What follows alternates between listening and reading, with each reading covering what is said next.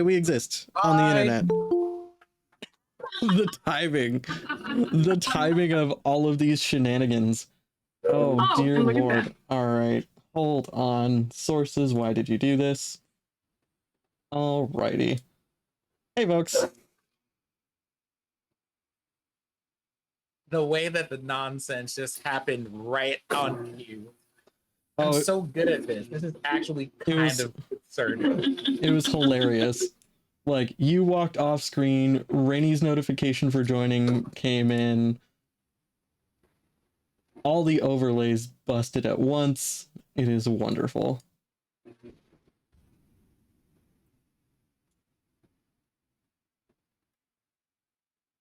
Shan, you're not wrong. It is absolutely magic. Hey, Shan. We don't need no stinking overlays. I mean, we kind of do, though. Kind of do. I would like to indicate that people exist. Thank you. I'll do it like this. And then, luckily,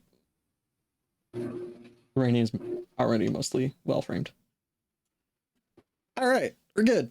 Hi, everybody. Welcome back to episode 11 now of Beacons of Kelestraye. First off, Rainy's not back yet, so we're not going to quite do introductions. I'll go into announcements instead. I do have a few announcements, actually. So, first up, the game we're playing today, Ether, is still on its Pride sale for 50% off until the end of the month. So you can get Ether in its first 2 expansions for half off. It's a steal, just in general. So you can use exclamation point TTRPG to go find that. And then you can also go in and find an even better deal by using exclamation point bundle, because I'm actually in my first co-op bundle this month.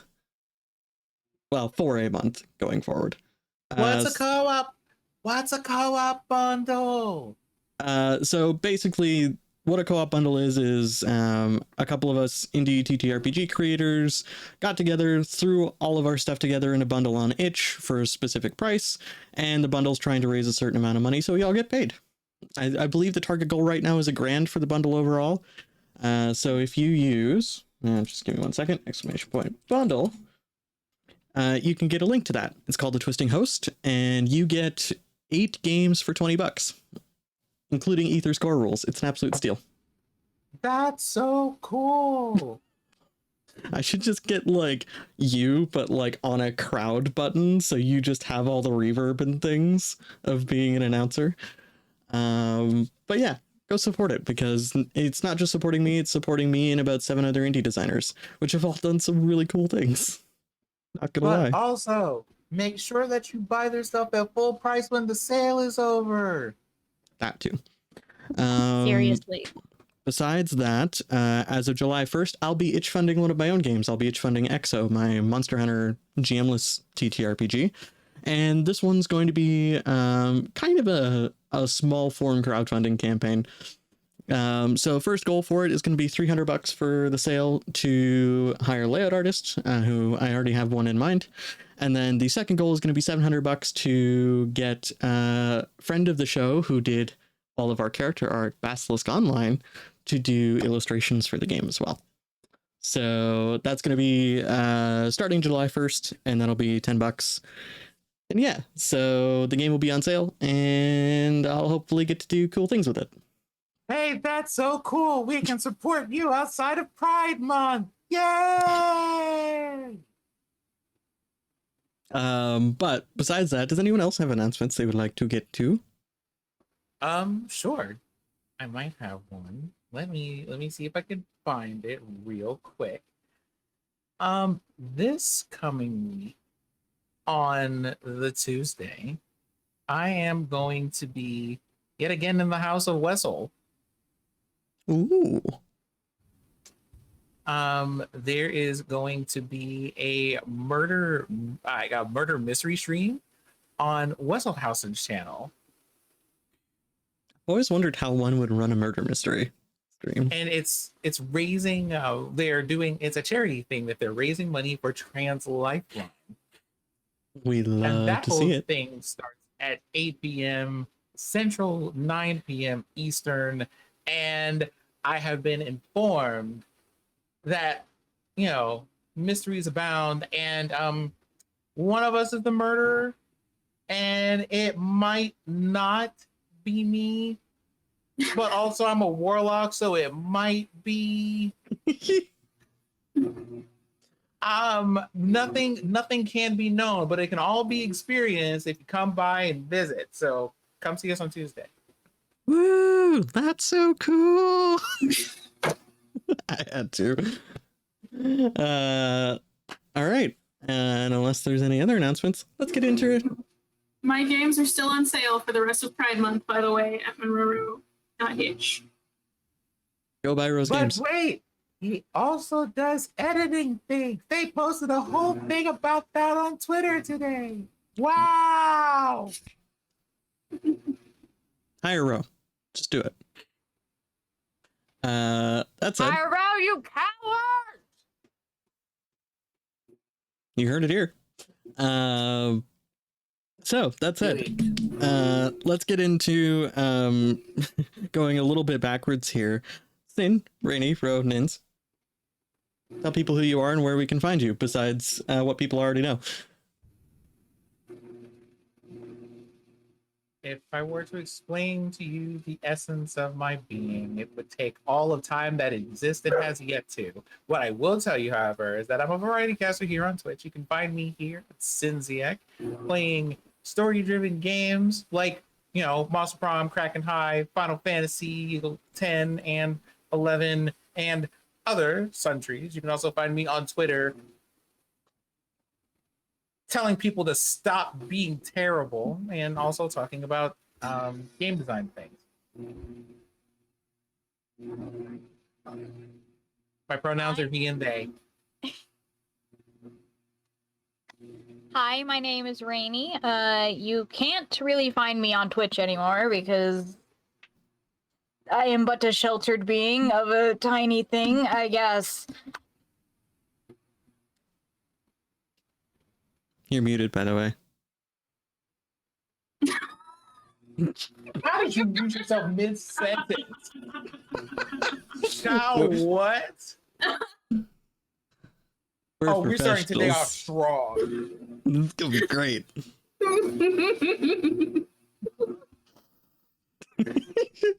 Listen, let's have a little mercy on Rainy. They just got off work.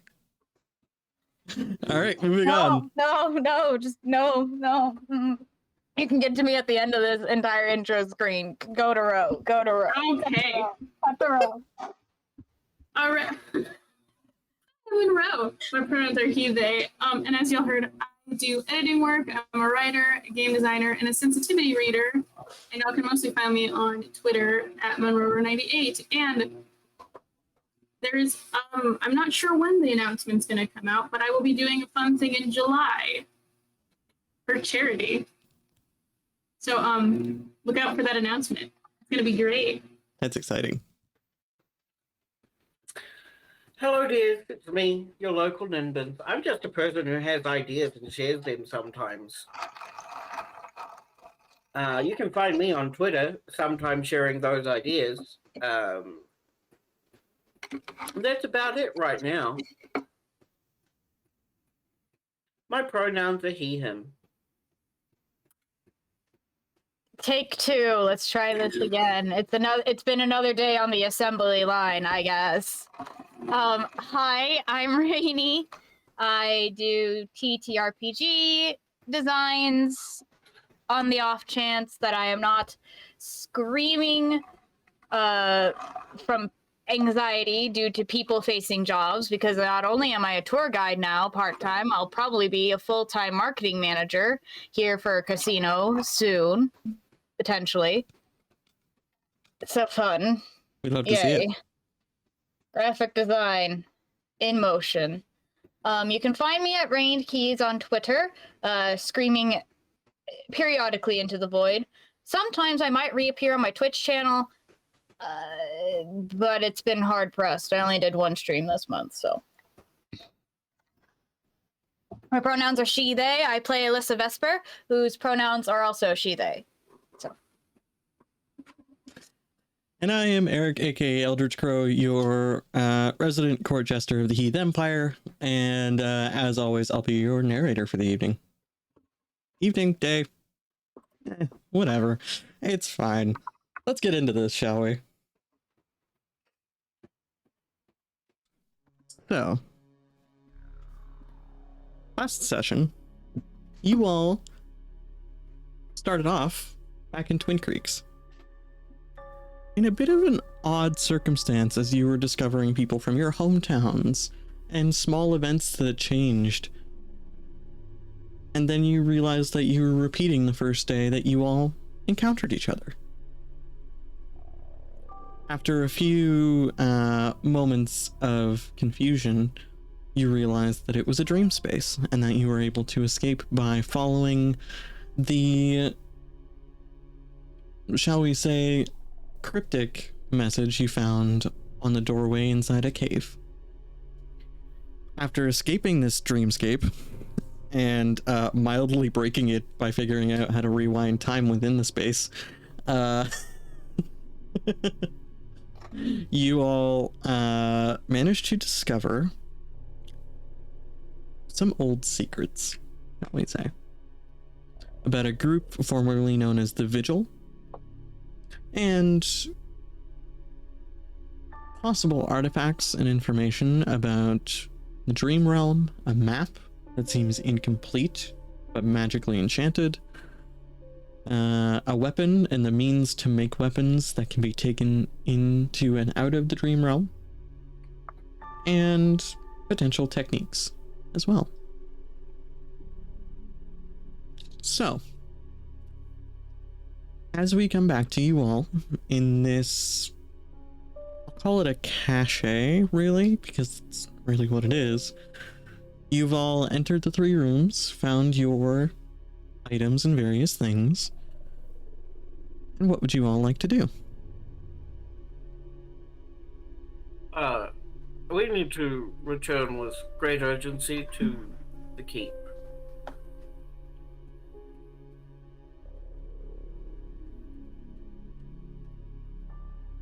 And let's go. Well, right. Didn't we have what was it, the Silk Mother to return to? Yes, Yes. What's the quickest way to get us there? the trees. The way both you and I know. Oh, okay. Well, let me know if I can help, I guess. The trees. Yes, you could. Wait. I have a buddy we left at the front of the cave. I'm not going to just... I forgot the moss jelly. I know that you have befriended some of the local wildlife, but they live here. I know, but I need to let them know that it is okay for them to float on home. Oh, well then go right ahead. I'm going to go to the I'm going to find my moss jelly. Okay. So you exit the cache, you leave the hallway, and We may as well follow. as you descend the spiral staircase and get down to sort of the rough-hewn cave entrance, you kind of round the corner of the spiral staircase, and you see what looks like a giant, almost shadowy eye looking in the entrance of the cave. And by giant, I mean it fills the entrance of the cave. It blinks once, and then you watch as the opening of the cave just seems to fade into existence through it as it disappears in a bit of an ephemeral state. Did you find is this your moss jelly friend that you were That is looking not the moss jelly. That is not the. That is. Sorry, I have to actually get into Alyssa's voice right now. No, that Just is a not the moment. moss jelly. Less screaming into the widening void, and more jumping into another place of existence, please. As the eye recedes, you see the moss jelly like floats around the corner as though just peeking its head in, as if it had been like shoved out of the way. I'm going to. I am going to walk up to Boss Jelly. Okay. It's just floating there waiting. It does not seem to want to cross the threshold of the cave. It seems unable to. It doesn't seem to want to. It is okay. uncomfortable about the cave. I just kind of walk out to it, walk out of the cave to the moss jelly. Yeah, nothing seems out of place. You see the woods. Just pet the moss jelly. You approach and pet the moss jelly, and it wibbles contentedly.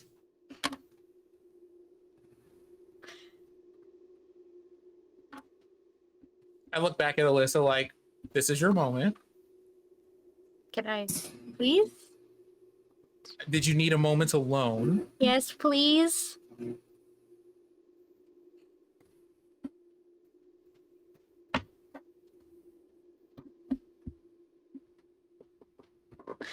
Hey, Barry, I have a question. Yes. Just on the level, I don't know if this is a maternal instinct that's happening over here, or if there's something more to that. I'm not sure I want the answer to that question that I think about. I don't know, and I don't want to know. You've all just been witness to what happens when you give a goth an ugly plushie.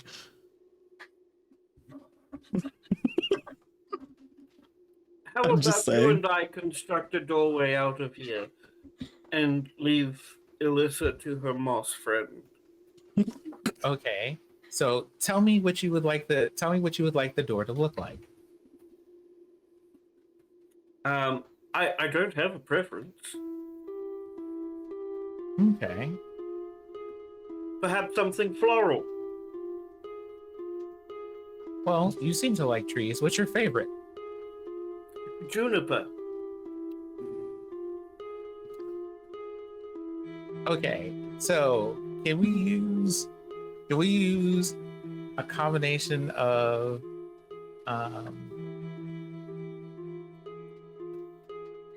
I'm not sure how this works in your world, and I feel like there need to be questions that I ask here, but I just want to do a thing.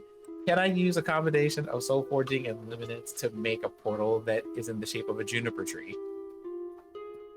Yeah, it might take you a few minutes, but sure. I feel like that's not even Oh yeah, if you're all teaming up on this and kind of overlapping your particular abilities, You are won't be a not problem. teleporting anything because you are petting a moss jelly.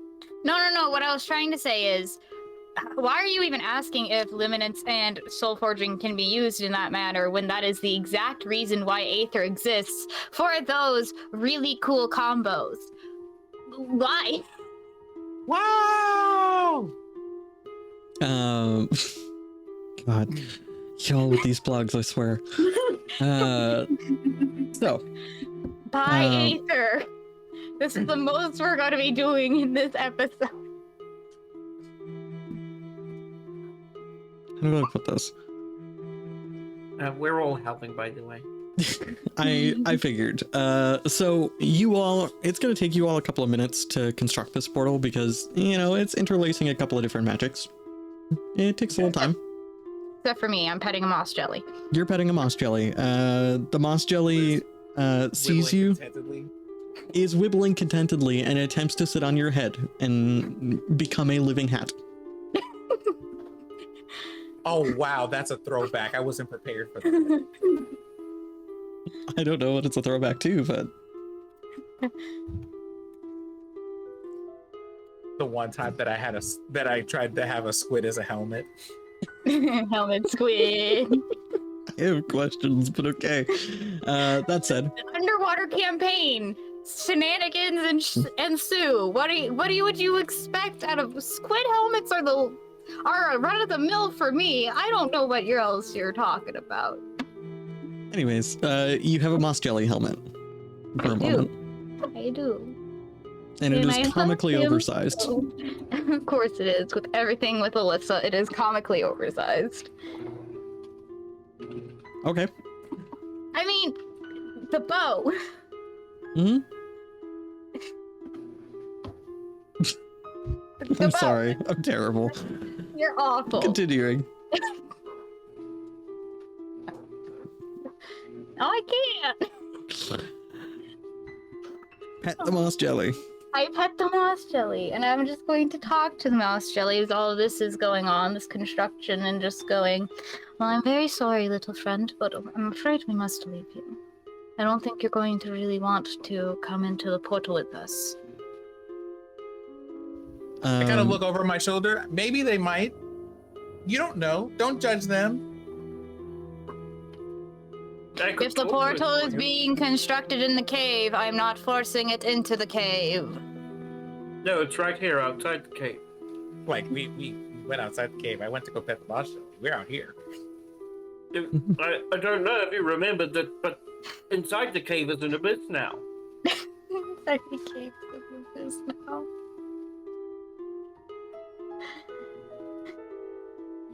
They bulldozed the parking lot. They made it an abyss. I can't with y'all. What is today? Oh no. Shenanigans! You said there would be shenanigans. So the moss jelly gives a wibble you don't understand. You kind of understood the contented one and the happy one. This one seems potentially confused.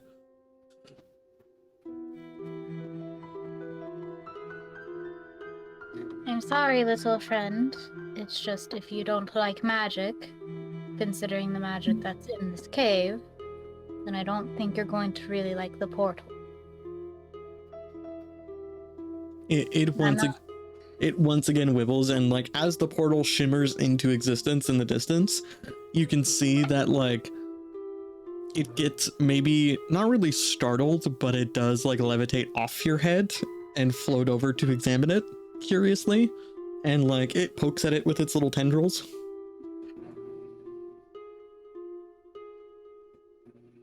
Do you want to go in, friend? Because you can come with us if you want.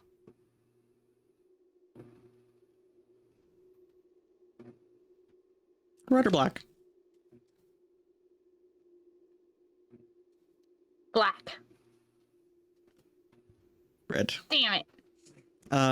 It unfortunately kind of shrinks away from the portal and then turns to you all as you are about to enter it and gives what could maybe be akin to a wave, in the sense that it actually like physically in midair tilts itself back and forth like this on an axis, like its whole body. It doesn't just wave a tendril, and then it starts to lazily spiral away like a balloon.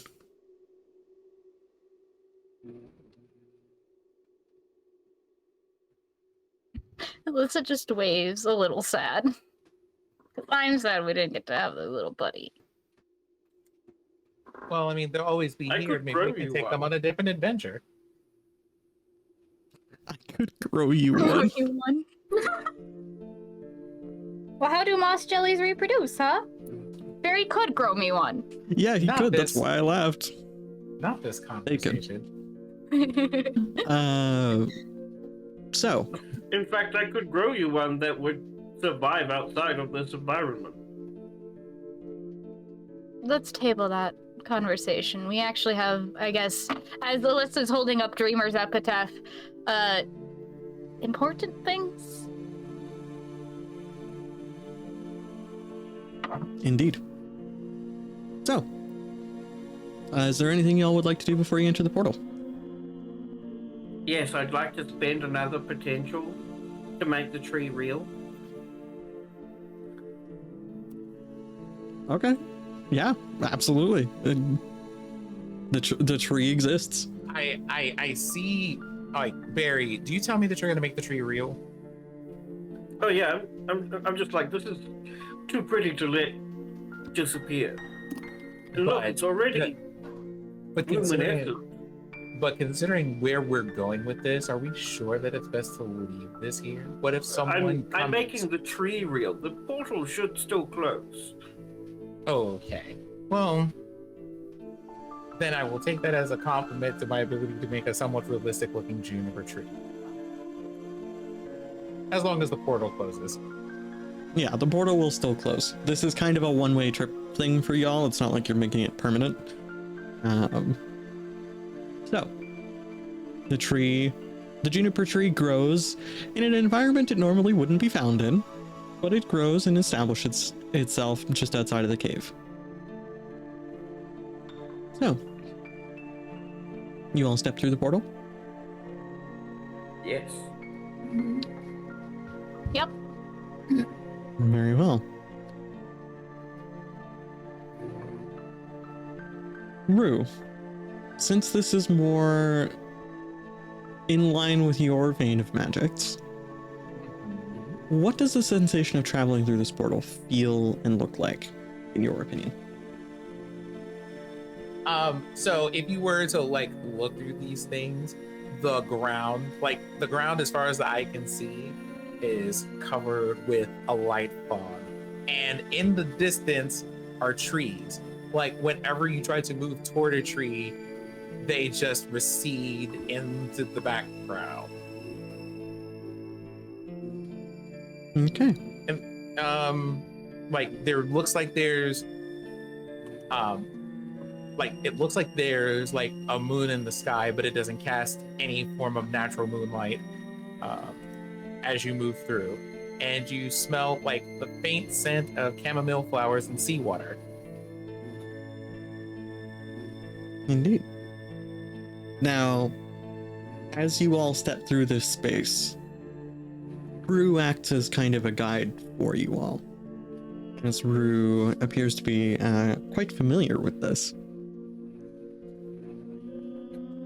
Can I have everybody be on a boat?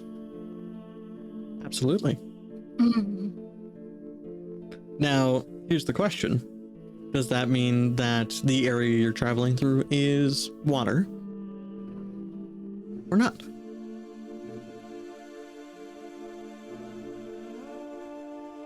Do we want a Minecraft boat? This is what I'm asking. Are we boating across land? Yeah, like we're gonna be Minecraft about this. Okay. Only because of like the only detail left, which is because we use soul forging for this. Like the boat is present, but for those of you who pay attention to this sort of thing, my sword is gone. Mm-hmm. So, you all are present on this boat, traveling through this space, watching the trees recede at your approach. And as this is a combination of three of you working together and targeting a specific place, eventually, Rue, the boat comes upon an area you haven't seen in this space before, but you have seen in the mortal realm. In a bit of a different way. You find a small rivulet stream of water that looks like it is full of a night sky with stars leading upwards into the sky. And at one point above you, you see a rough circle, almost like a mid-air lake of the same material. And you would recognize this as the lake that is kept, or the small lake, I should say, that is kept in the center of Thornwood Bastion.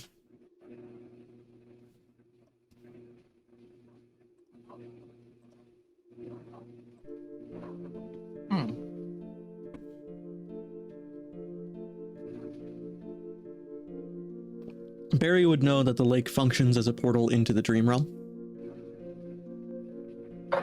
So this would appear to be your exit. I'm not gonna make you do any checks to see if you get lost in here because Rue, this is kind of your space, so. So what's the question here? If there's a question. The question is there any conversation, anything that happens on this short trip? You know, any interactions y'all would like to have before you exit the portal? I'm up for conversations if anybody wants to have one, but as far as I know, we're just like sailing and traveling through things. I mean, I think at this point, Alyssa would have brought out the hammer and the manual for Danika. Right. Danika's been kind of spacey this entire time. I would have given the book to Rue, the one that I had about Dreamwalkers. Okay. Danika, you collected the map as well, yeah? Yes, I did. Okay, just wanted to be sure. So, Rue, you are given a book about Dreamwalkers and their eminent domains. Danika, you receive a really cool forging hammer. And to describe this hammer a little bit, the handle looks relatively normal for a blacksmithing hammer, but the head appears to be made almost entirely of a flickering white ghostly flame like a will-o-wisp. And that's it. There doesn't appear to be anything physical about the hammerhead.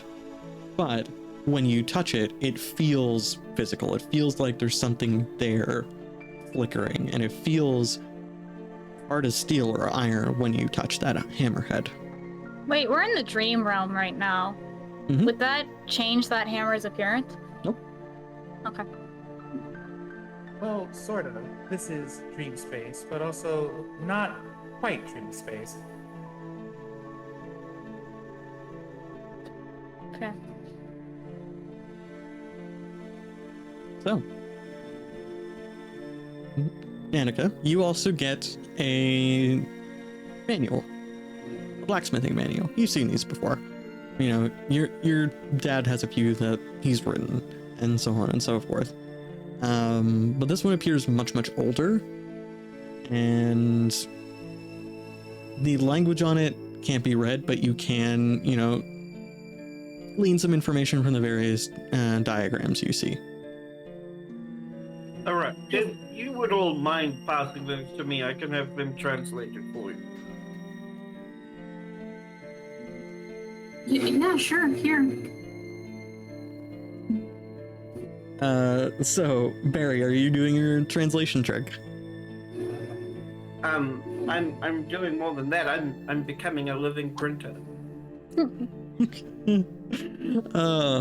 Barry, the inventor of the printing press. Barry, the first printing press. Yes. All right. Because time practically moves at the pace you will it to in this space, I'll allow you to take the time to finish that printing if you would like. Thank you. So the manuals and various documents are translated and printed by Barry. Again, this is a dreamscape, so all rules don't apply here. Basically. That said, Danika, if you take a flip through that manual, you will find a diagram of the sword you wield within it.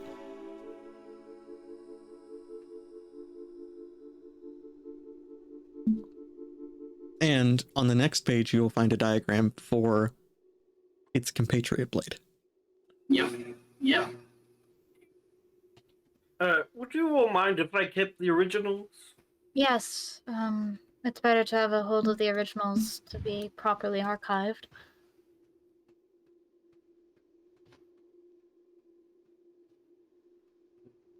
Yeah.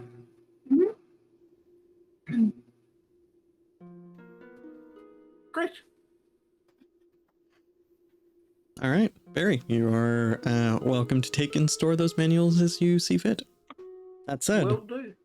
after all of this, you all exit the portal, and you all have this very odd experience of like the boat basically rotates up so that the portal is in front of you, as though you're going through it, going forward rather than up. And then there's not really a sensation of motion about this. There's no sensation of reorienting yourselves. All of a sudden, you are just standing upright on the banks of this small lake in Thornwood Bastion. It's almost like you just blinked and you're there. And you can see that waiting for you is... I need to remember their name, actually. Also, I need their description. Are you talking about Star Lily. Star Lily, yes, Yes. the moose. The deer, thank you. The buck. Mhm. And Star Lily is there waiting for you. And Star Lily just says, "Good, you've arrived. The Priory Council is assembling once again. You've been gone a number of hours, and things have progressed." Of course they did. Of course they have. Of course. Star Lily just like tilts their head and blinks at you. "I would assume something particularly curious or stressful has occurred for you all in your absence." I had a really rather restful sleep. "I see. Oh, by the way, thank you for being with me in my dream. Curious? You're welcome, Drakewood." I should also go and thank Willow. "Well, should you all care to, you are welcome to follow me. Silk Thank Mother, you again. Silk Mother and the rest of the council are awaiting the arrival of emissaries from the courts." Alyssa Oh, just like lovely. leans over to Barry. Barry, what courts again? The Fey ones. The dream Oh people. no, not the. Danica gets noticeably stiff. Now, Not the Fae. I will remind you all that the courts were originally notified about your report and were going to send people to basically collect a report from you in a couple of days. The fact that they're already coming, it's not Totally necessarily... isn't. Yeah. No, it totally isn't connected to that really large shadow eyeball at the cave. Totally is not. So totally is not. Nope. So, Star Lily leads you up, and again, the second floor of this building in the center of Thornwood's courtyard is reserved as a plateau for Silk Mother and the council to meet. And you are all brought chairs once again. And Silk Mother, in her giant silk moth form, kind of glances over you all and says, "There has been a development with the courts, and I would like you all here when the emissaries arrive in order to give them your reports. In a few moments we should be receiving members of the Somnian, Melanoic, and Lucidian Court Dreamers."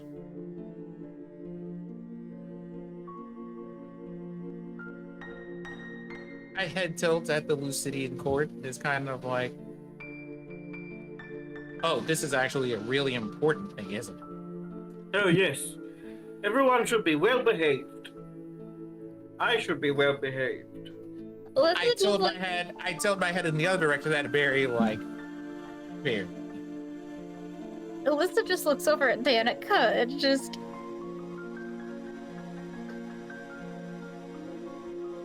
Are you okay, Oh, friend? I would be lying if I said yes. Alyssa just reaches out and pats her back. It's just like, good luck, buddy. Good luck, buddy.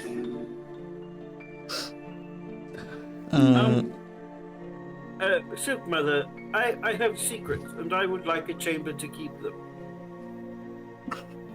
You are welcome to store them in a private chamber of our archive, should you choose. Thank you. It has something to do with the legacy of that cave you saw. Indeed. I would be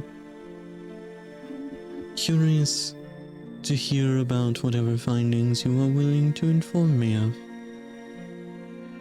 Very well. I will make a separate report for you once I have stored these secrets. A question, though, Barry. Actually, no, she would Oh, refer to you as yes. Drakewood. A question, Yeah. though, Drakewood. Do you feel any of this information would be relevant to members of the courts? There is a reason why some of this information was not available to the members of the court already. Very well. As always, we trust your judgment. Thank you. Bear's got a very good head on his shoulders. Their shoulders. Would you all like to see the library? Maybe another time. I, for one, would like to see another library. Danika? I think I'm good right here. Barry, maybe later. It's at this moment Okay. you all hear a crackling pop noise, like a breaking piece of firewood in a fire. And from the central lake, you see a burst of flame rise up out of it and splash down on the center of the second floor building of this building. The heat coming off it washes over you for a split second, and then it leads away from top down, revealing 3 figures. The first of which you see is a curious figure. They wear nothing like you've seen of the Fae courts, except their clothing is still odd. They wear a sleeveless tailcoat over a buttoned-up shirt and plain trousers, and they have a singular diamond earring in their left ear. They're extremely gender fluid, extremely pale, and their hair is raven dark and pulled back in a loose ponytail. The second figure you see is, well, I should say the last 2 figures are similar in appearance, though dissimilar in dress and in bearing. The first you see has fiery hair that is short cropped and wears garments that I can only refer to as a lordly robe, trimmed in silver and gold and deep blue in color. They have a slightly square jaw, and they stand fairly tall and fairly proud, though they are actually somewhat slimmer than the other figure. The other figure is one very familiar to you, Danika. As you see the long shoulder-length fiery red hair over green plate armor that looks almost like it's made out of various beetle shells, as he takes off his helmet and kind of shakes his hair out, and you see Halcyon. Ah, I see why they were delaying going to the library. I suppose we should leave them to it then, Barry. Oh. What? We should wait just a moment to see if they need us as well. I just look over at Danica. What does Danica's face look like right now as I steal a glance? It's a mix between shell shock and extreme just anxious, extremely anxious. Barry, Barry, a question. Yes. Have you ever seen a person smitten with another person? In dreams I have, yes. Well, if you would like to see that outside of a dream, I'll ask you to take a look in Danica's direction, buddy, and then perhaps consider expediting our trip to the library. Rue, you are so rude. I'm saying that as quietly as I can because I'm right next to No, your this is Barry. Brady screaming at Rue, not And then- Liz. Oh, that's true. And then Barry does that Barry does that terrible thing when you tell someone to look somewhere but not make it obvious you're looking there. Barry does the very obvious look. He turns to Rue and says, "Oh, I see. Perhaps we should go." Alyssa's. I honestly am going to say this right now. Alyssa, though panicking herself because fucking shit, fair, scary. She's more so like just at Danika's side, just like putting a hand on Danika's shoulder is just frozen there, just like the the instincts, the necromancer instincts of trying to calm someone, because she's gone through like panic and shell shock before with dealing with sudden deaths. Caretaker mode has kicked in. Can you use soul forging to talk to people? I would say no. Soul forging is like the act of creating a thing. It's not necessarily. You do have a little corsage though. Ah. We have our berry calm. Oh, well, Our community berries. I would like to say so.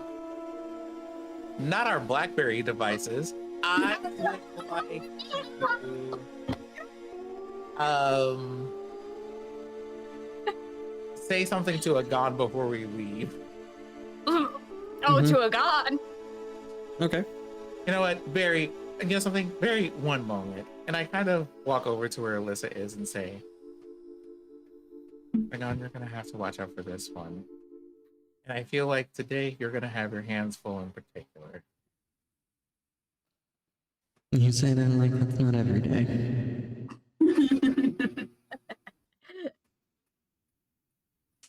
And then I head off with Barry to the library. You know, Howry fluttering in the wind. So, as you two exit, you are going to hear. We just sink into the ground, by the way. The vines, the vines underneath us sort of give way, and we sort of slowly. Alyssa would find that so freaking cool if she was if she wasn't scared. Yep.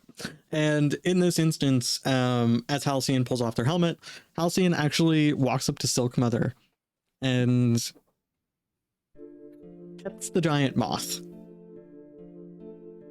and leans his forehead against her and says, "Oh, it's been a long time since we've seen each other, friend." And you get the sense that there's some kind of connection there. And then the strange figure in the tailcoat goes,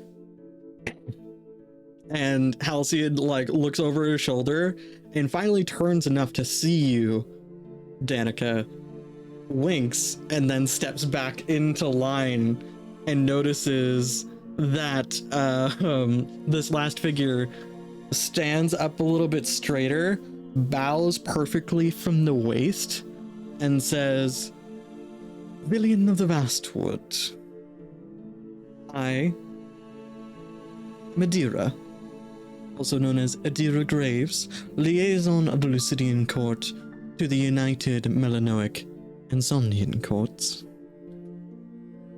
May I announce Epoch, first prince of the Melanoic Court, of the Somnian Court, High General of the Covenant, Realmwalker, Dreamweaver, Keeper of the Gilded Path, and the second prince of the Melanoic Court, Knight of the Nova Rose, Guardian of the Carnelian Gate, Hero of Dreadwatch, and Slayer of the Mirror King, Halcyon." And you all notice Silk Mother just kind of shakes their head, and you feel the equivalent of a moth laughing.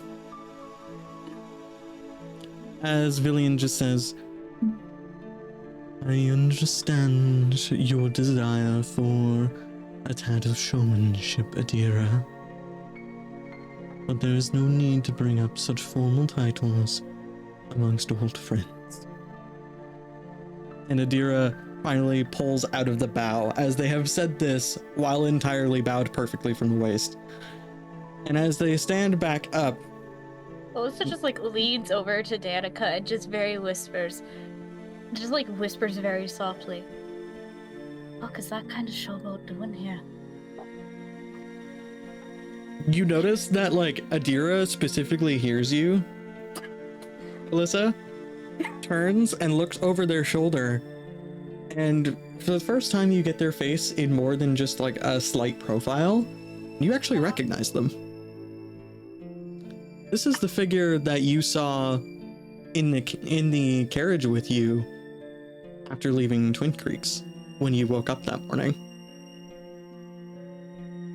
And they just look over, and they actually, at first, look a little bit almost faux wounded, and then they see you and just kind of tilt their head and smirk, and turn back without a word.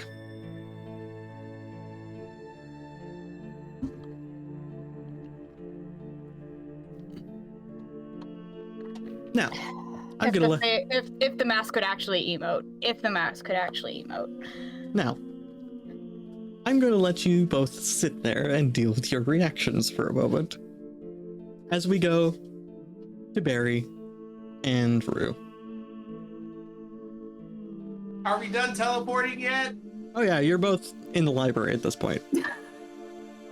I'm guessing we come up in the same way that we sank into the ground.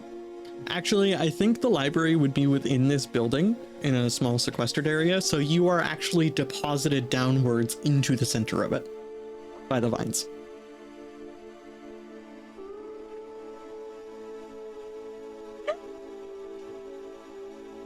The rudeness of me destroying that entrance, though.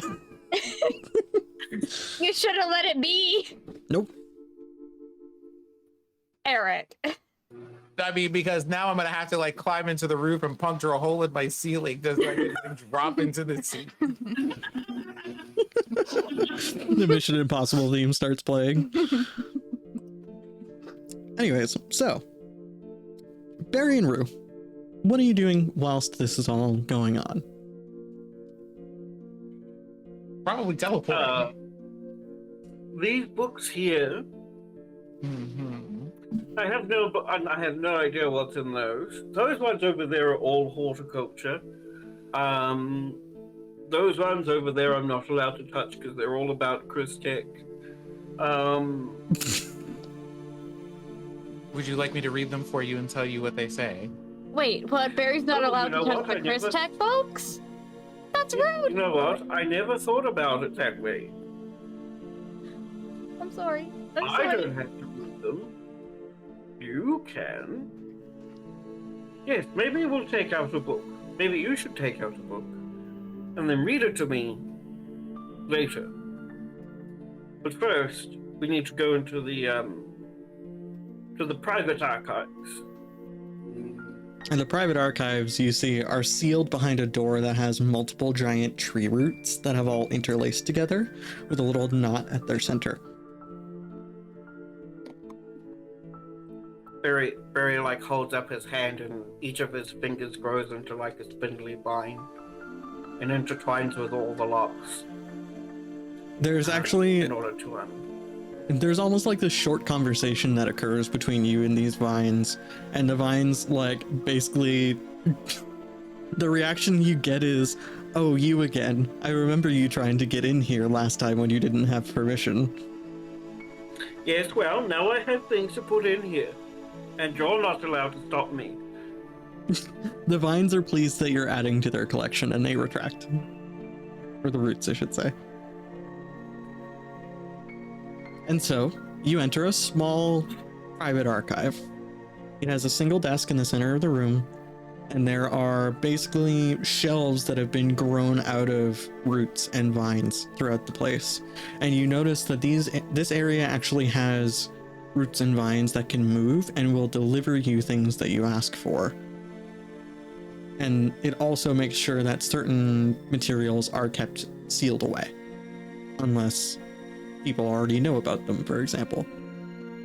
So you are more than welcome to store your original copies of these records here. Yeah, Barry finds a frond big enough for all three, places them down, and he says, maximum security on these, please. File them under B for Barry. The plants acquiesce. Normally they would find... Subsection D for Drakewood, and subsection Q. Why Q? For my personal knowledge. Because that's my first name. Very well. So, they get filed away accordingly. And the plants are pleased that you have added to their growing collection of books and knowledge. Is there anything else you both would like to do? Okay. Would you both like to spend some more time in this library, perhaps doing some research or looking around for things? Checking out a book on Christech? Yes. While I'm in here, is there a book on Christech that is not locked? An interesting question. I feel like the only kind of thing that wouldn't be locked would be things that are considered theoretical. The kind of stuff that can't actually or hasn't been proven to be able to be put into practice yet. So this is Barry we're talking about. Theoretical is good. Yeah. So this is on the theoretical relationship between the Esper crystal and various physical materials. Different metals and things like that. Mm-hmm. It has a little bit of testing that went into it, kind of similar to what you figured out with brass versus copper and things like that. It has a couple of other materials that it mentions as well, but you and I can figure out specifically what it talks about off stream. Cool. I make a copy of that book. Just printing press. The plants kind of realize what you're doing, and you get a sense of mild displeasure as they realize what you're capable of now. It's too late. You've given me the book. You immediately get a little pop-up window that says Silk Mother will remember this. And I pointed, will report about the books I found in recompense. The little Fallout indicator box goes away. But that said, yeah, if there's anything else you two would like to specifically do in this library, speak now, or forever hold your peace. Otherwise, we'll jump back to the others. This is a realm full of knowledge. If you want any, Root. Well, it seems that at this point, anything we can learn is a good idea. So, if there's knowledge for us to get while we're at the library of all places, let's get it. Okay. Is there anything specific you would like to know? Let's go through it this way. What immediate questions come to mind that I may be able to answer? Immediate questions? Are you kidding me? Okay, fine. What's a listing of all the books that we have in the library? Oh, there's literally a lectern at the front with a ledger full of different topics. Like a normal library, these are split up mostly by category and alphabetical by author. If they have an author. So this is why the Dewey Decimal System exists. So I look up all of the studies that they currently have on liminence, soul forging, and cleromancy. I also look up whatever information they have on vigor. Okay, so the way this is going to go is, with regards to vigor, it would be things like finding martial manuals, various techniques and methods of training the physical form. There would be a few, they're not a lot here, because Navaniads don't really have to train their physical forms because they have a certain level of manipulation. But there are a few. With regards to liminence, soul forging, and cleromancy, you find at first a lot that you also find utterly useless, because a lot of it is histories of the courts that deal with these things. Specifically, when it comes to liminence and soul forging, these tend to go hand in hand with Lucidian court and dreamwalking. And then the concept of cleromancy and divining the future or the past actually is an ability that is usually associated with the Caresian court, who are a court of diviners and the fourth court of the Fae. So you would find basically, you know, things about famous techniques used, things about famous people who used them, the developers of various abilities along those lines as well, and methods by which Lucidians traveled and functioned within the dream realm, etc. Are there any notes on things wherein the way that powers have either evolved or changed or appear come up in the library? For example, Pyromancy used to be a lot more or less powerful, but then this happened. Or Liminence used to be limited in this way, and then this happened. There are instances of Fey history where certain abilities have become extremely regulated, and materials with regards to development of them have been sealed away within the Fey palaces. For example, when it came to Liminence, there is mention of a rogue Lucidian court member who learned to teleport great distances by folding portions of the infinite forest in on themselves. And it was extremely devastating to do so, so they locked those abilities away, or at least the methods by which that can be achieved have been locked away.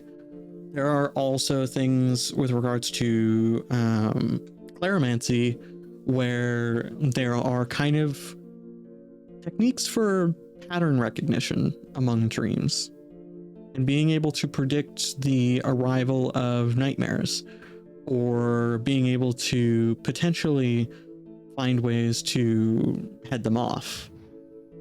But that's a very specific subset of abilities that require you to basically be in the dream realm to use them.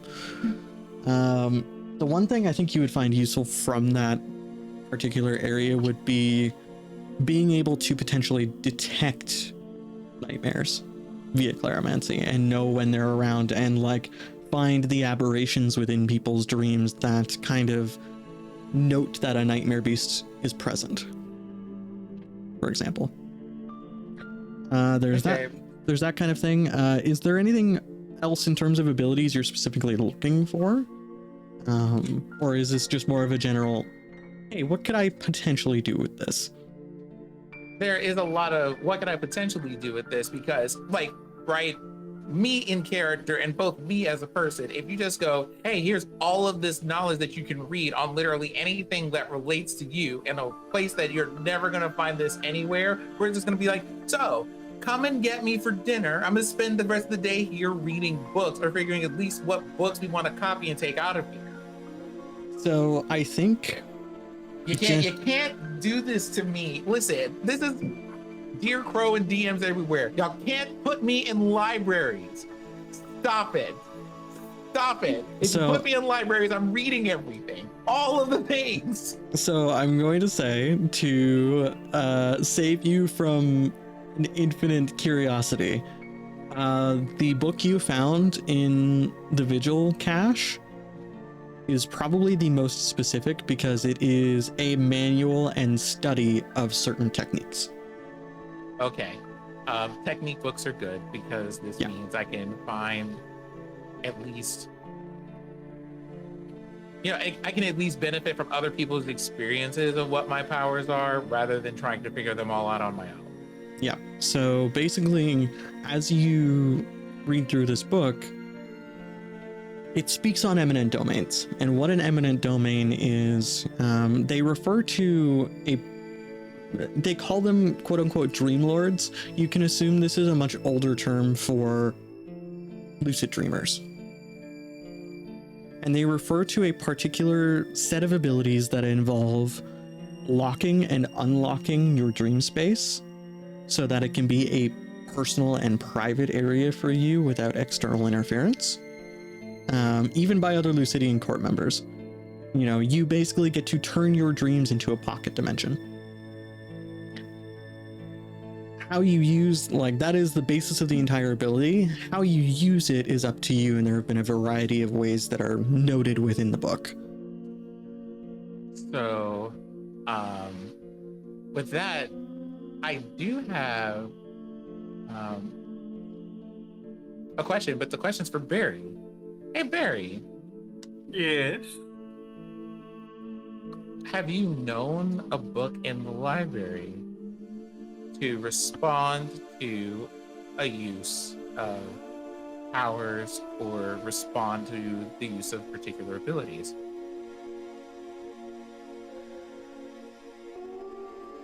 No. I haven't noticed that. Kind of like how But then I'm not usually allowed in here. Something about being a, something about being a hoarder.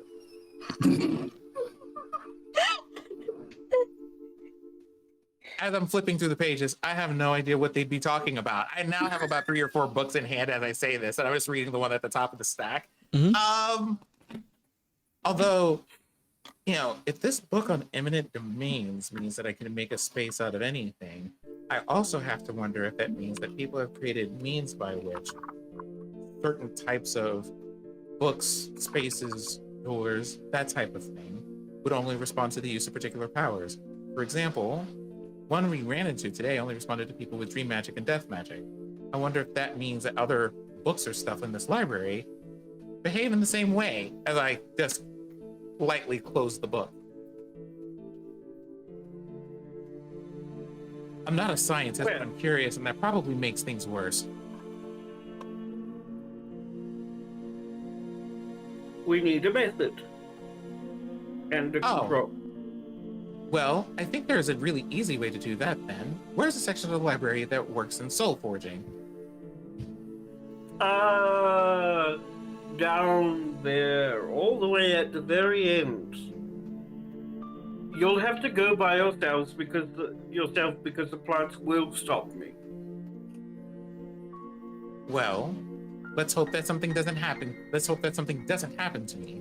I'm gonna work my way toward the soul forging section, and when I get to the soul forging section, I am going to pick a random book in that section, and then I am going to touch my sword to it.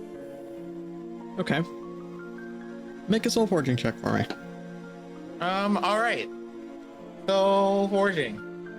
Hold on. Did I make a note here? I did. Okay. A draw, and another draw. What'd you get? Do you want to know? Yeah. I kind of need to. No. Because I got a 20. Dang, 29. Nice. I guess. Hold on. Oh, that's a king. That's a king. I think in this case, we'll just go. I think it was the option to either draw an extra card or have like an extra perk. I think I will just take extra perk on this one. You also need to mark a thing on your character sheet. Oh, what, for yes. potential? For your destiny. Or Okay. destiny? We've Yeah. called them destinies now, I guess. Sorry. Oh, yep. Okay. Brain Plus one of the good thing. I got it. Yeah. So, do you have a perk in mind that you would like? Or do you want to leave this one up to me? I will leave this one up to you because I have no idea what's supposed to happen right now. Okay. Unless, because I don't know what my options are. Unless, like, the perk is, hey, you learn something new permanently, but I don't know what the new thing would be. So, Well, that's basically what you get. So I'm going to give you one of two options here. okay. Either the book you pick doesn't react, but a different one does. Actually, no, I should rephrase this. Either you can learn something more about eminent domains and how they work, or you can learn something more specifically about soul forging. Pick one.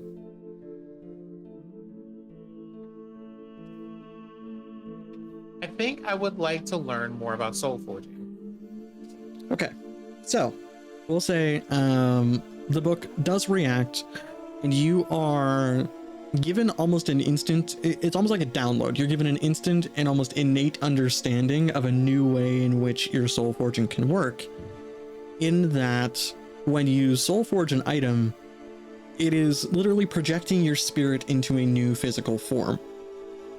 Normally it's an object and things like that, where you can use a weapon, etc., etc.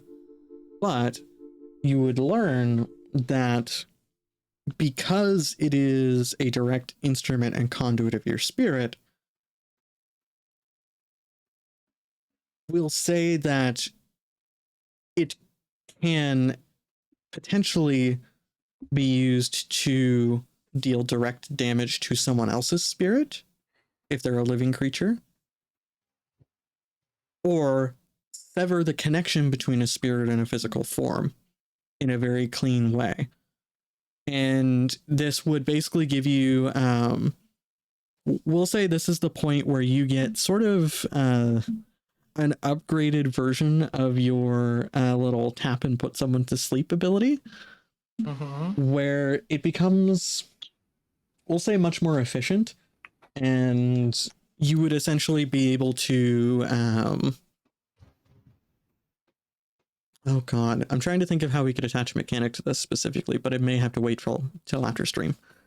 Basically, you'd be able to temporarily make it where their spirit is divorced from their body and left to wander a little bit in the physical realm instead of being immediately ejected into the dream or spiritual realm. So you could literally, sever a spirit and have them stick around a little bit in order to converse with Alyssa, for example, or deal with various things. So now you essentially get the choice of, like, when you split them off, you choose where they go. And you would get to tell me that. Again, we'll figure out a specific mechanic afterwards. Okay. But that's what you get for the soul forging bit.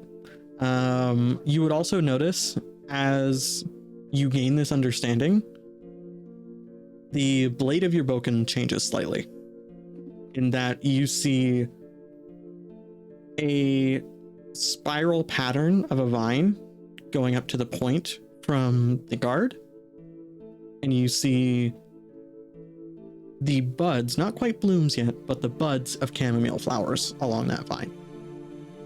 And it appears to just be the wood grain of the blade has turned into this pattern.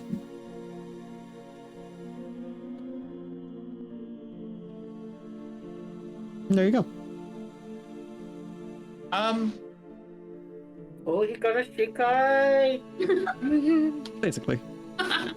I come back out of the soul forging room and go, well, that was interesting. You find Barry with like a finger extended and widened so that he's got like a book in each digit. So we're gonna Are you leave. reading? Wait, are you reading all of those at the same time? Yes. I'm actually not reading with my eyes. I'm actually reading with my fingers. He's a plant. He's absorbing the information from the paper fiber of the print. Therefore, he can read without actually reading. As I'm sitting here just like, interesting.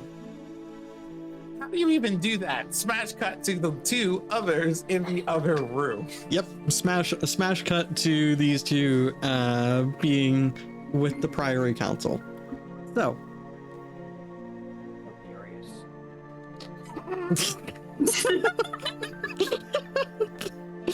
Oh, I love it. The off-screen petty hilarious. So, as you two see these announcements go off, you also see another figure kind of late climb up the side of the building and go claim the last empty chair for the council. And you see what appears to be almost a child. But they have, like, they're the size of a child, but their skin is patterned in blues and greens, and they have what appear to be constellations instead of pupils. And they're wearing what looks like basically a kigurumi made of snapdragon flowers. Younger Eustace, is that you? No. And they have the hood up, and it makes it look like they almost have a set of fox ears with the color of the snapdragon flowers. And they're sitting in a council chair. and they're just sort of staring, and they kind of take the measure of everyone there, looking over Halcyon and Epoch and Adira, and then looking over all of you, and just kind of tilt their head. And then Silk Mother goes, "Ah, good. Now that they've arrived, what report do you have for us, emissaries?" And Epoch, who is essentially, I'll put this out there for your all knowledge purposes. Epoch is Halcyon's older brother. But you would notice that they're considered princes of different courts. And that's very important. That's very important. It is. No, What do you want from me? No. I was going to say a thing, and I'm not going to, because I might accidentally transfer over into in-character Alyssa, and right now in-character Alyssa is just not having it. She will... No. So, Epoch steps forward and says, "Well, my brother Halcyon has informed me recently of a breach in the Carnelian Gate. A collection of nightmare beasts have escaped our containment, and they appear to be headed here for the portal. They will attempt to breach into the physical realm. By our calculations, we have a day.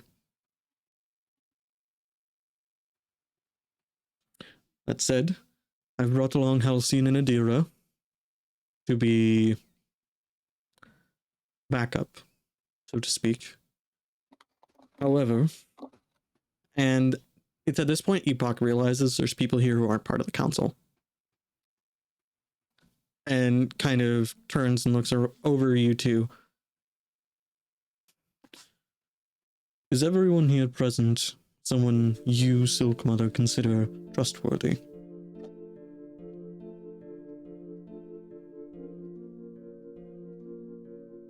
And you actually see like Halcyon tighten up a little bit at the question. Oof. And I mean, just that entire question of do you find everyone here trustworthy? Alyssa just like gives a, oh my god. If death could kill over, that's our necromancer right now. Halcyon basically, you see him straighten up a little bit, and it looks like he's about to speak, but Silk Mother intervenes and just says, "Yes, they have been very open in their sharing of information that I feel they otherwise had a right to keep secret from us, and therefore I trust them with our secrets as well. Do speak freely here, my lord." And Epoch nods and just says, "I am here because I wish to ensure that the seals on Catabrax are in place. While we do believe the nightmares are headed for the portal, that amount of energy moving through this area could disrupt the prison realm." And Silk Mother just kind of says, "Ah. So you will be venturing out to the anchor then, whilst we deal with the onslaught." And Epoch just says, "Yes. I should be able to handle any strays that come my way, but I do believe also that Halcyon and Adira will be needed here. The force that's on its way, it is significant, and our own soldiers are occupied with repairing the breach in the gate. Therefore, you can expect that Adira and Halcyon will be the only reinforcements that will get here in time. Mostly thanks to Halcyon's skill." And you can see now that, like, Halcyon's not used to transporting more than just himself, and looks kind of a little gaunt from it. Get the sense that takes quite a bit of energy for him. And so Halcyon just nods and he says, yes, I'll, sorry, bit winded. Villian, I'll be taking over defenses on the dream side of things, and I'll be coordinating with your people here at the Bastion in order to potentially deal with any threats that manage to squeak by through the gate. We can expect that we may have to defend the town as well. We don't have a count of how many are coming, but there's a lot. And I'll deal with as many of them as I can, but I'm a guy with a sword. And like you can see, he's kind of just out of breath. And Villian goes very still for a moment. And I should clarify, Villian is Halcyon's specific name for Silk Mother. Mm-hmm. And just says, very well. You will find all of us at your disposal should you require it. Thank you for your aid. Lord Epoch, you are more than welcome to start your journey into the woods at your earliest convenience. And I would recommend you do so that you are not here when the attack begins. And Epoch just says, yes, I'll make sure I go and address that immediately. I genuinely have no reason to believe the seals would be affected, but it being so close by and Thornwood being the keepers of those seals, it's worthwhile to check it out. And you can see that Epoch is kind of in that situation where he doesn't want to have to go do this. He'd rather be here and deal with the more immediate problem, but he knows that, like, there's a potential bigger problem on the horizon if he doesn't go. How nearby are we talking? You don't know. You'll have to do some questioning. I mean, no, that, like, Alyssa actually interrupts, because, fuck council line of speaking. This is how, I guess, critical stuff happens back home in Blackwater, because Alyssa just eschews all council ethics and just straight up goes, how close are we speaking? Epoch turns to you and just says, close enough that any nightmares entering into the real world may disrupt or weaken a seal.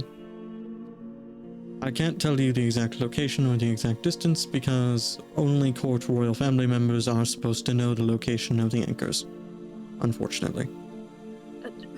Run it by me. These anchors, do they have a mix of dream and death magic? Just a particular stench? He just, like,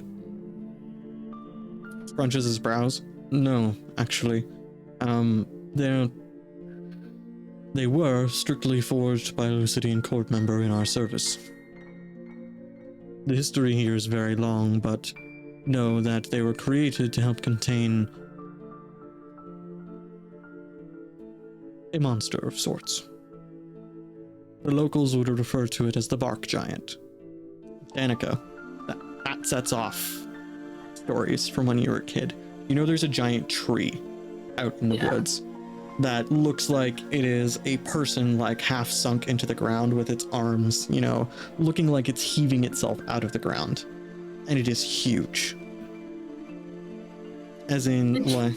Yeah, the giant tree in the woods. That's what you're talking about. That would be Catabrax's corpse, yes. Luckily, not his anchor. Now, Danika, to you, the bark giant's a fairy tale. Straight up. Yeah. Like, it is the don't go in the woods or the bark giant will get you style fairy tale.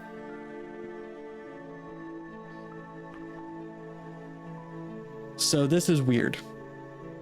And Epoch doesn't really look like he's going to go into much more information.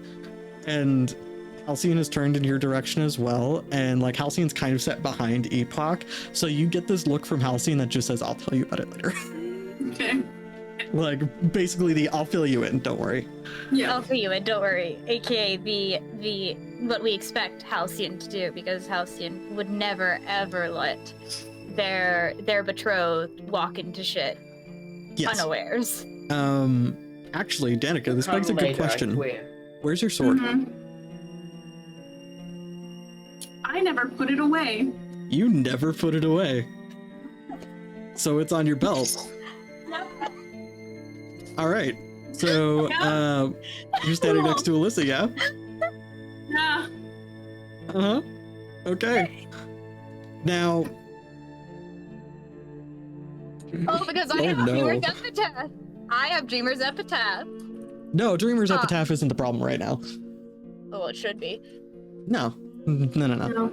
No. There's a reason why, God damn. So, oh lord. Oh no. Oh boy. Okay. How would this Listen, you go? Twitter-pated children, just go to a closet and deal with it there. We don't talk about this. So, This is a council meeting. I can already envision how this would go. So there is a moment where Epoch is like addressing Alyssa with this statement of like, oh hey, you know, the anchors are out in the woods. He would basically continue to go on and say like, we keep them at a certain distance from the bastion so that we can check up on them, but so that if a nightmare or whomever comes through the portal, it doesn't necessarily disrupt things unless it's extremely powerful or, you know, en masse sort of issues. And then as he's laying that out for you, he looks at Danika briefly and notices the sword on your belt. And then tilts his head, like freezes mid-sentence, tilts his head, turns to Halcyon, and just says, brother, why didn't you tell me you were engaged?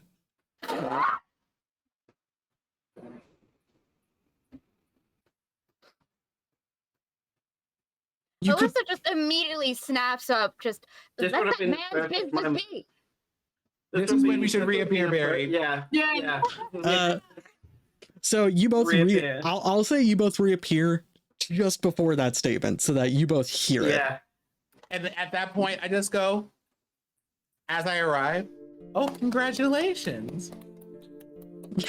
Alyssa just, I'm sorry, I feel bad, but Alyssa just pipes up the moment Epoch just tries to lay into his brother, and Alyssa just goes, let the man's business be!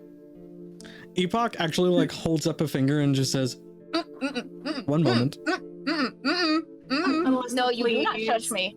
Alyssa, No, you have to please. deal with her before you have to deal with him. It's, Epoch I turns back apologize to for you, interjecting, Alyssa. But it's Epoch turns back to you, Alyssa, and just says, I'm not shushing you. I'm asking you to wait a moment so that I can hear an answer from my brother first. Halcyon, why didn't you tell me you were engaged? And Halcyon, like, all eyes turn to Halcyon, and he just kind of goes, very staring at Danika, like, am I the only one who didn't know? I say, I like twirl my sword around before it disappears into the ethereal and goes, quite possibly. I would. Flashback for the audience. So, like, way back when, I sent Danika in order to kind of like keep up with them. Like, hey, I have sent you with a piece of my soul in the form of a sword, you know, just in case you need to reach me. Before she went to go visit a special someone. So at that point, things were discovered. But, I you know, think the it's- reason why Alyssa knows is because she read that manual first, and she has an eye for weapons. And she saw Danika's weapon in the manual, Well, and then its pair also in there, so she surmised that you don't separate a pair of swords unless it's for special occasions. well, here's the thing. I'm going to say that, like, Alyssa would recognize the blades, but she wouldn't know why Danika has one half of the pair. Nope. This is the She point just- where that clicks, so Alyssa's Yeah. probably in a moment of like, wait, that's what that means? Kind of. She just assumed it was for a special occasion as to why Danika has the Fae sword. It's just like, So Epoch looks at Halcyon and he just says, "You knew this would happen? Really?" Oh. Brother, we've been trying to get you engaged to someone for centuries. And then you just don't tell us when you pick someone? Not to just, interrupt once again, but we kind of have an issue of nightmare creatures coming to storm the city in less than a day. We've got, Nightmares are Big- nearly eternal. Joy is but a fleeting moment. Let them have this. This is not a joy moment, this is interrogation! Alyssa, Hold on for a moment, Alyssa. Yes, Danika? Look at me, and then look at Danika, and tell me that our meeting cannot wait.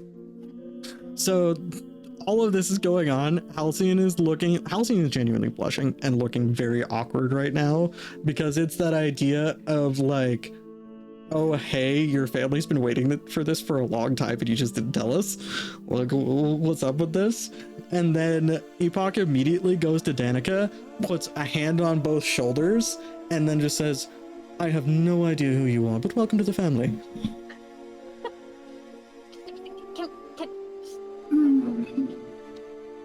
And then Epoch basically just says, like, "If my brother's chosen you, you're a good choice." That's all I'll say on the matter. But also, there's some talks to be had here. I figured. I imagine so. Can I use soul forging to make a teacup for chance? Absolutely. Barry lifts up a wooden one. Halcyon is in the background and I'm just over here toasting with Barry in the background. Halcyon is in the background and literally just says, "Epoch, is there any way I can get you to not tell our parents for at least another week?" And Epoch turns and like the look on his face just says, "You know what would happen to both of us if we didn't tell them." But also, like, Adira's right there. Adira is witnessing this. Adira is snickering in the background. I lean over to Barry and I whisper, "Hey Barry, I know that this is probably within your capabilities, but can you make me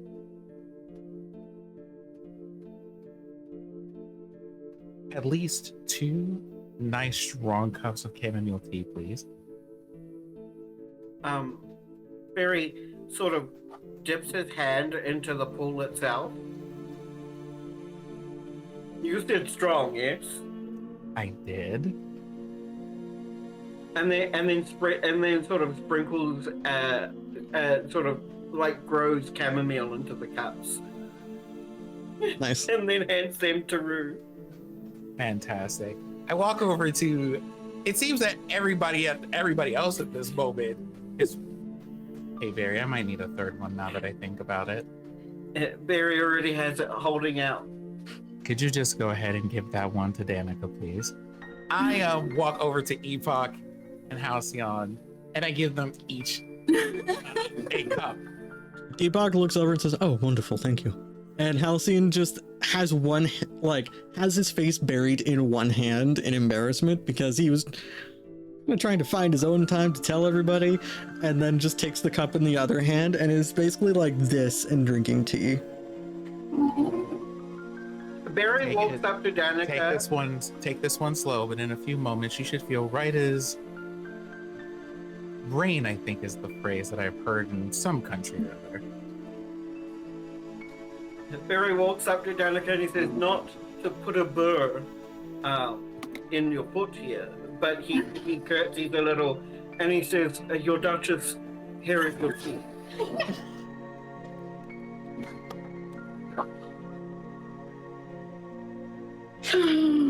There's a moment of like Halcyon is about to go correct you and then just thinks better of it and goes back to sipping his tea.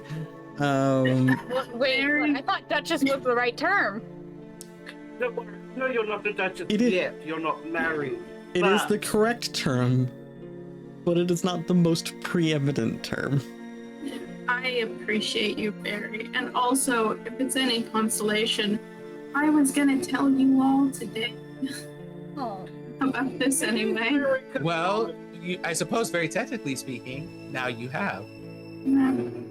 Epoch turns to Halcyon and basically like goes and does the older brother putting an arm around him thing, and then just says, "We'll discuss this after the nightmares are dealt with, but we are going to have some festivities. You Okay. know Mother won't let this happen without that." Oh, Greg, I'm not planning a party.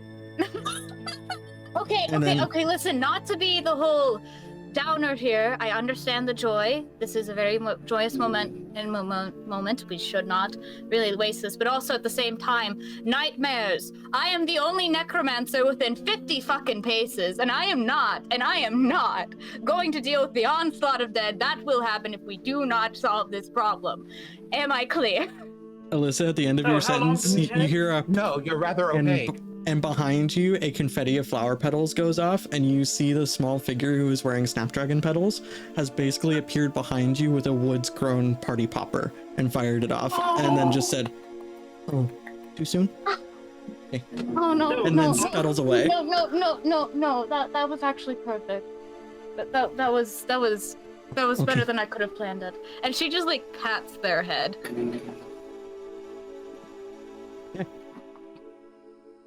Well, congratulations and festivities are in order, but, I have to make fireworks. well, I suppose before we can mix fireworks, we have to deal with putting out the fire at hand, as Alyssa has alluded to several times. Although, I would say, after this meeting, Alyssa should take a vacation. Alyssa just looks over it, doesn't even miss a beat, looking over at Rue and just like, "You're supposed to be on vacation?" Pyrrhus like, Oh, well, looks I like mean, we're going back. if you would like me to send you on a vacation, I can. So, Halcyon kind of shakes himself and says, "The majority of the report's over, so we can go about planning defenses and I can fill you all in because Silk Mother, there was a bit of an occurrence at that cave. She knows. Present. She knows about the eye. Yes. I didn't stop the connection. Well, I wasn't sure, just in case. I don't know if that really plays into anything here, but so concerning nightmares and things. there's a moment where Halcyon and Epoch look at each other and just very confused look at you and say, "The eye?" And it was like this abyss thing. Hang on. A moment. Can I use Very- can I use claromancy to share my memories with them? Yeah. That's how we did. That's what we Sure. did with. Yeah. That's what we did with Zira Right. when we were Okay, you are interrogating her. Well, then, gentlemen, in the interest of time, may I have both of your hands, please? They I both, promise you for all my sword handling, my hands are gentle. they both acquiesce and take your hand. Do I need to make a check for this, or does it just work? You've done it once already. We'll say spend one potential and it'll just work. You know, Okay. this is a thing So- you've done more than once now, so. I show them like the final moments as we are leaving the cave, and when we get to the front of it, the eye appears, disappears, and our little moss jelly friend appears, and the rest of the cave turns into an abyss. Did the cave turn into abyss post that? No, y'all just took that your own direction. Yeah, This It isn't just the kinda abyss. faded. This is just the um, cave. Yeah, it was. Yeah, it's just a cave. okay. It's just a cave in the way that it was just a door. It was just a door. So at that point, when the vision ends, Halcyon and Epoch look at each other, and Epoch just says, Halcyon, you take over. I need to go. And Halcyon physically leaps from the roof of the building to the top of the wall of Thornwood Bastion, and then jumps down off of it into the woods. Alyssa just watches Apak go and just, why the fuck are they like this? Why the fuck? Well, Yeah, you told Because they're you told people to do. Yeah, no, they need to get to do this, but like, why the fuck? Well, I mean, you said for them to be more swift in handling the situation at hand, and so now I they are. know, but I can still say, why the fuck the Fae like this? I just pull out one of the books that Barry's let me borrow, and I just go, at some point, this girl is going to have to learn to pick her struggles. What the struggle? There is a small clap, and Adira just says, well, this has been an interesting day so far. I'm sure Halcyon and I can fill you all in as we are going over your defenses for the town and the bastion. Please. I just need I need possible. No, I don't even need that. I just need a time. We have 24 we- hours. At least. Yeah. Great, I'm going. Would anyone like to join me on a very long walk? We need to find Banat. I may have issues with him right now, but if he is going to potentially get ran over by nightmares, I'd rather not pick up his ghost after all these years of living. I'm sure Rue can see you there. Barry, are you going to be okay by yourself doing whatever it is that you're doing? But, yes, I'm going to make some fireworks. Very well. Well, I mean, Alyssa just mentions we have to find Banat. She's not in any particular means of, like, going. In fact, she'll just look at Rue and just, listen, I'm still not feeling up to talking to him. While she's in the middle of saying this, can I use Luminous to just take us to where Vanat is? Rue, I was gonna stay here with Danika. Okay, so if you would like, Rue, you can take Barry and go find Vinat.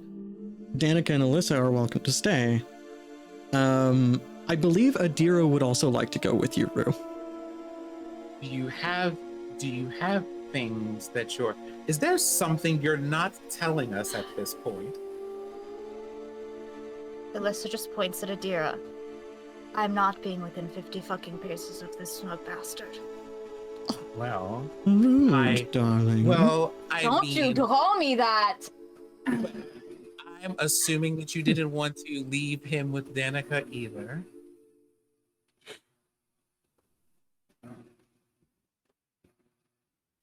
Danika, are you going to be okay? It looks like it might be you and Halcyon. Well, you know, since Adira was the one who wanted to go, I'm going to let you two have a girls' night in. As for Adira, I'm going to ask you to honor one of the customs from my country. Give me a high five. Adira gives you a high five. We disappear. Barry doffed his fifth cap, and when he puts it back on, he shrinks into the floor. Okay, bye, Barry. Everybody has such Barry, I was dramatic gonna- exits. I know, right? Alyssa just like, as Barry is slinking, Barry, if you ever want any more ingredients for those fireworks, come find me. You know I do. You know I do illusion magic. When I leave to teleport, can I leave the smallest echo of like a 2-second message behind? Yeah, sure.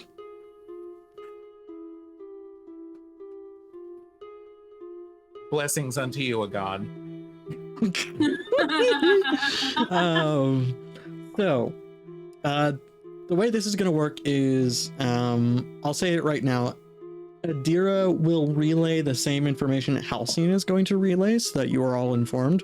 The main reason why Adira wanted to go with at least one part of the group was so that they could let you all know what the fuck's going on. Mm-hmm. That was the I mean, point. it also makes sense though with Adira going with the group over to Vinat, so that way it's not just Rue trying to relay all that information to Vinat. Exactly. Just- Yes. sir? Adira, you know, I do have a question. Yes. How do you and Alyssa there know each other? Or maybe the better question might be, how well do you know each other exactly? Oh, not very well at all. I popped through one of Alyssa's dreams, quite by accident, really, when I was checking up on those in Twin Creeks on your travels.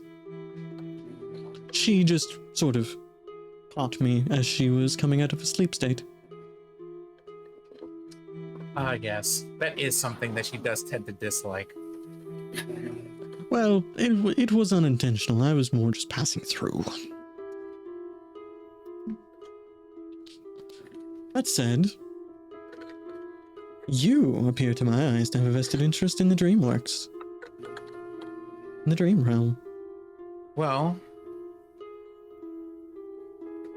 I think the easiest way to say it is that I chose it, and it also chose me. Adira just grins broadly and just says, that is usually how the Lucidian court goes. Although I do find it odd that you've not visited us officially in the Looking Glass Palace. Well, for one, I'm good with dreams but bad with directions. Two, I don't know how all of this actually works. Oh. It seems we have a little rogue on our hands. How fun. And Adira sort of drops that. You can blame Nataris for that.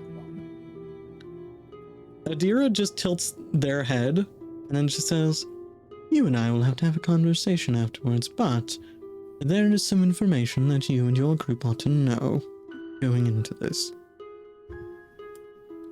So, lore drop time. Halcyon and Adira will inform you all of a variety of lore-related things.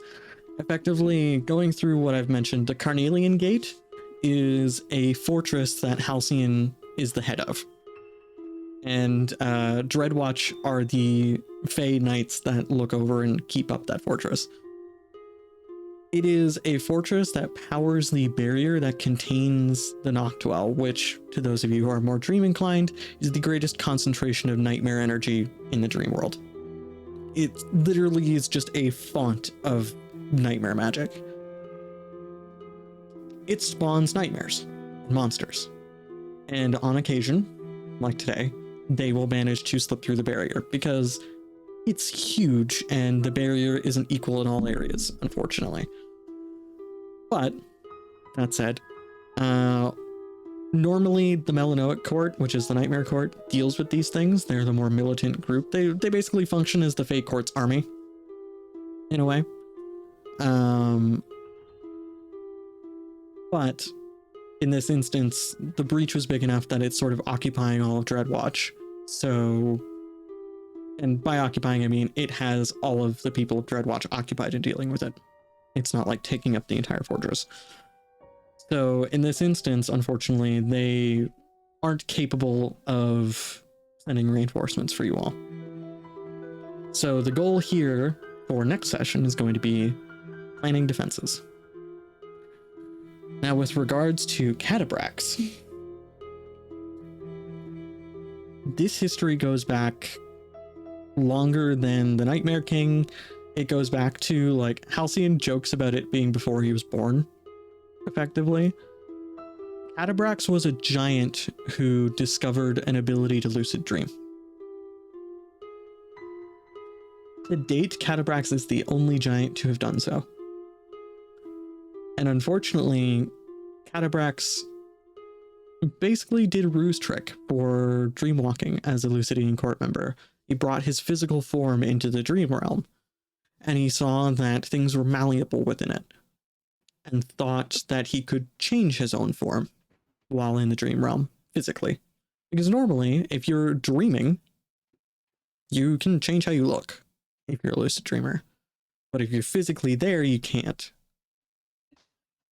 But he tried to force it, and unfortunately, Catabrax transformed themselves into the first and so far only nightmare giant in the process. But only what giant? Nightmare giant. So, Catabrax couldn't be killed. They were simply they were simply too powerful. So instead, what had to happen was they were forced back into the mortal realm, and their spirit was separated from their body and imprisoned. Because that was the only way to keep them from wrecking the Fate Courts in every possible sense of the term. So now the body is sealed within the Great Tree, and nearby the anchors for the prison realm that they are trapped within are basically guarded by Thornwood and the magics of the inverted forest, because it's a very heavily magical area, which kind of masks their presence. Only members of the royal families know about this, and know the locations, and the Council of Thornwood knows about it, because that's, as much as Thornwood is there to protect Maplehaven, its real charge is guarding the portal and those anchors. Those are its purposes.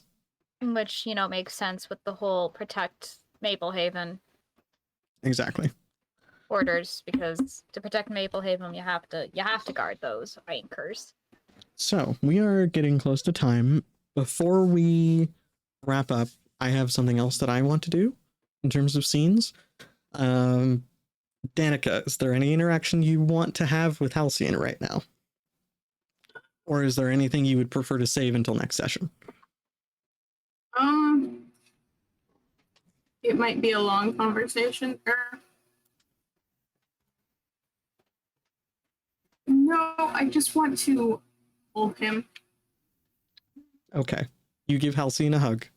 Because because of the not being able to sense his presence when we were in that domain. Okay. Halcyon is okay with this, and I will say, like, you all have transitioned away from the council and you're all kind of having a private conversation. And Halcyon will just tell you, I'm so sorry. I was kind of I've been working a lot and I haven't had the time to actually tell them, and I'm sorry in advance because you're about to get roped into a lot of parties. I mean, I haven't told anyone either, so it's not like... I know, that was not the way I wanted things to go, but I guess we're here now, so we'll figure it out. Yeah, I didn't know I still had my sword, honestly. It's fine. That said, and he'll go into, explaining everything that's going on currently. That'll be how that conversation begins. But first, before we close out, I'm going to ask each one of you to draw a card. Now, there can't be any doubles, so we're going to go in order. Thin, draw your card. 6. All right.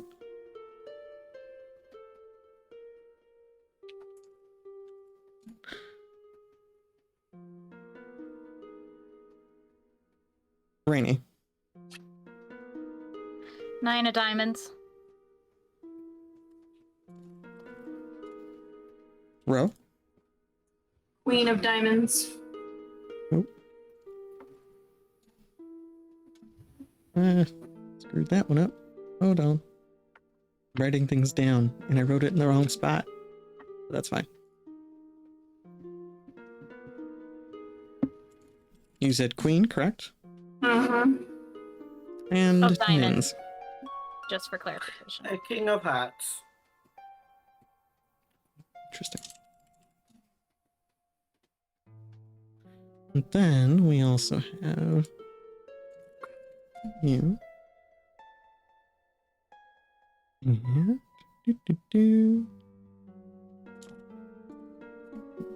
all right. So, those of you going to find Banat. Barry, clarify for me. Did you go with Rue, or are you traveling on your own? I am traveling on my own. Very well. So, Rue, you and Adira appear within the hospital area of Maplehaven, which is run by Danika's mother. Cecilia. I want to make sure I had the name right. And you can see that things are in a bit of a disarray at the moment. As you appear, you see Venat in his sundress is kind of rushing past where you are and just tending to people, about half a dozen people, I should say. And you look over and you don't recognize them because you haven't really been in town very long, except for one of them. You recognize, oh, sorry, I actually picked the wrong person. Oops, that's not the one. That's the one. I keep missing my points in this chart by one row. Anyways, you recognize the waitress, Opal, from the cafe, asleep on one of the cots. And then you see a few people who look, shall we say, quite a bit like Danika.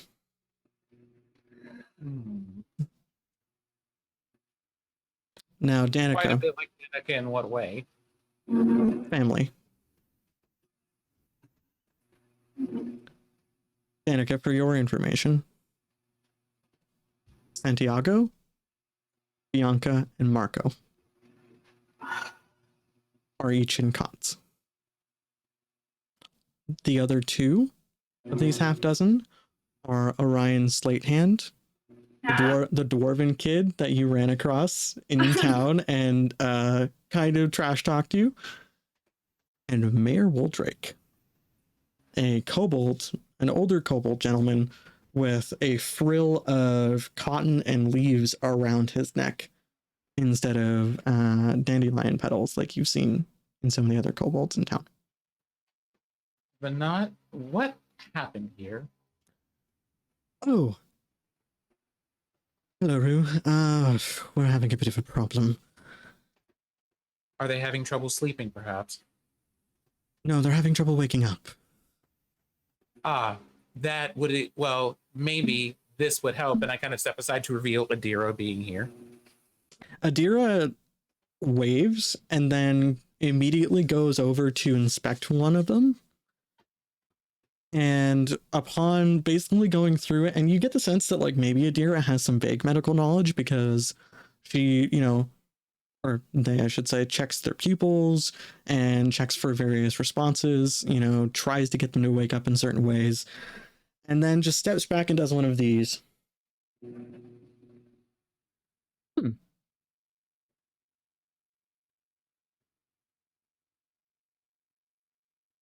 Well, that's not good. And that's where we're going to end today's session.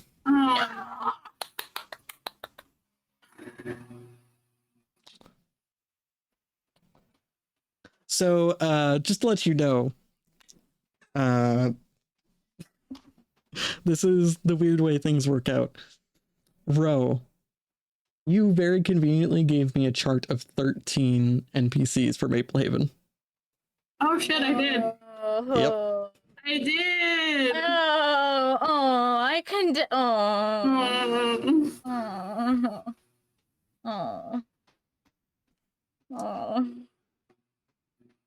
So,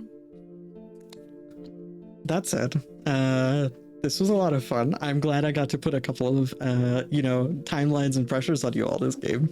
I hate everything. It's gonna be fun. I hate the fact that we have to wait 2 fucking weeks for this bullshit. So, for next session, y'all are gonna have to do some thoughts on how you would like to try and defend the town and the bastion. I'm gonna say that it's probably going to be an instance of, I'll say, you can either try and defend things in the physical world or the dream realm, depending on what method you want to go with. Do you want to try and head them off at the pass, or do you want to just deal with stragglers that don't get dealt with by Halcyon and co?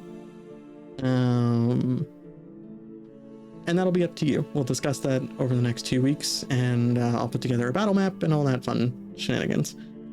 But yeah, so thanks for joining us, everybody. Sin, Rainy, Road, Nins, tell people where they can find you. Hi, I'm Syrinscape again. But also, you can find me here on Twitch, playing video games, talking about stories, and all of those other wonderful things in between on Mondays, and not this particular Tuesday, but that's just because we're doing charity events on Tuesday, which you can find out on my Twitter account, Syrinscape Beta, where we're going to be raising money for Trans Lifeline, because 1 is Pride Month, 2, trans lives are important, like all of these other like queer lives that we have out here. And yeah, that's all the things. We love to see it. Hi, I'm Rainy. You can't find me anywhere because I am ceasing to exist right at this very moment because I don't like 2-week waits for large prep sessions. I hate. But other than that, I exist sometimes on Twitter at Rain Keys, and it's now become once in a blue moon, and that's fine. Over on twitch.tv/RainyKeys. And that's it. Hi, I'm Monroe. I'm stressed now. I'm sorry. You're not just stressed. You're not sorry. Okay. You can find me on Twitter, Monroe98. I'm a writer, editor, sensitivity reader, and game designer. My games are on sale for the rest of Pride Month at monroe.itch. Yeah. Hire them. Yes, do the thing. Treat them better than Crow's treating them right now. Rude. Hello, it's Nimbins, the sequel. You can find me at Nimbins on Twitter. You may find me in other places on the internet, who knows? I'll surprise you, or I won't. Either way, Nins is a treat. The cryptid Cozy called Vin. Nimbins. And I am Eric, aka Eldritch Crow. I've been your narrator for the evening. Thank you for joining us, everyone. I hope you've all enjoyed, and I hope you'll join us again in 2 weeks as we get to see the culmination of all these shenanigans I pulled today. And it's gonna be fun. I'm excited for it. Also, I'm sorry, Ro. But yeah, thanks for joining us, everybody. We will see you all in 2 weeks. Have a good day, good week. Do all the self-care things, and we'll be back. Bye, everybody.